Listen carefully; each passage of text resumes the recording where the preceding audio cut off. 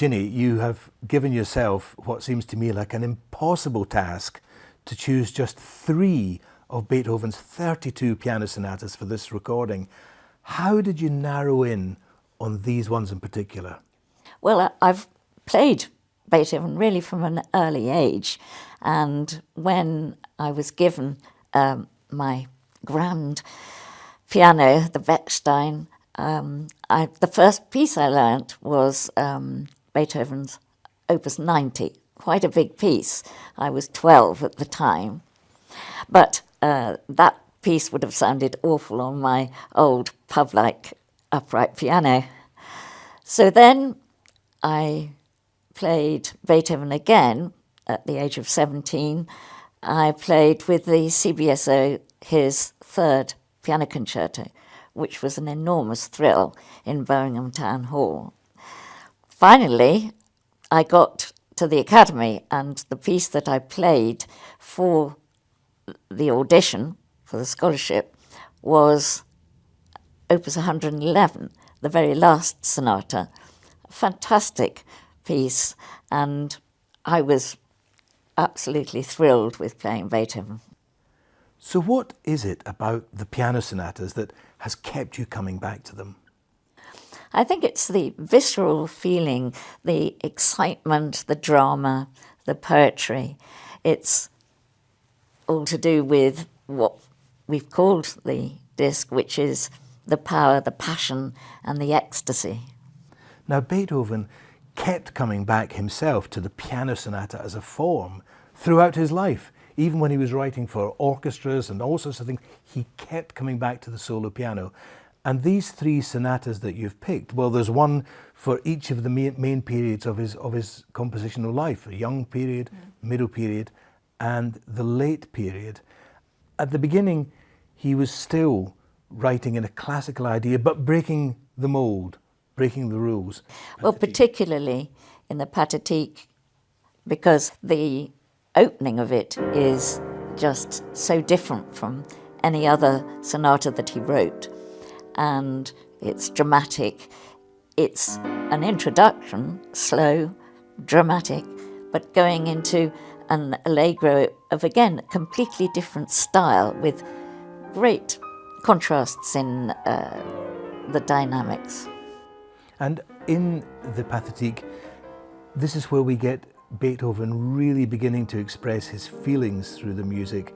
Very expressive, melodic writing, and pathos. And particularly, yes, in that second movement, which is, yes, well known as a tune, but such a beautiful movement altogether. It's calm, it's serious, but beautiful. Moving on to The Tempest, which was written, well, by the time Beethoven already knew that he was starting to lose his hearing. And he composed this sonata after he'd been told that actually his hearing was going to get worse and ultimately vanish completely. A very different form of emotion being carried through in this sonata. Particularly in the outer movements, there's so much turbulence, and yes, it is tempestuous, particularly the first movement. And then you have the calm of the slow movement with just a few references to the unease. And the last movement is just the most wonderful motu perpetuo, that it just keeps going forever. And then moving on to the 110, 5 years before Beethoven died. This is when he wrote that one. And there's everything that we would expect and hope to find of Beethoven in there. Yes, it almost seems as though he's reviewing his whole life. And yes, 110 starts with this beautiful, slow, moving, comforting passages in a way. And then we have the really strong second movement.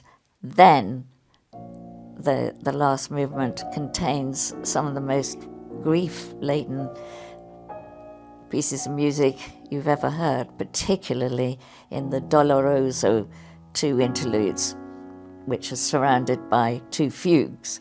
and you can almost hear the sob in the piano writing.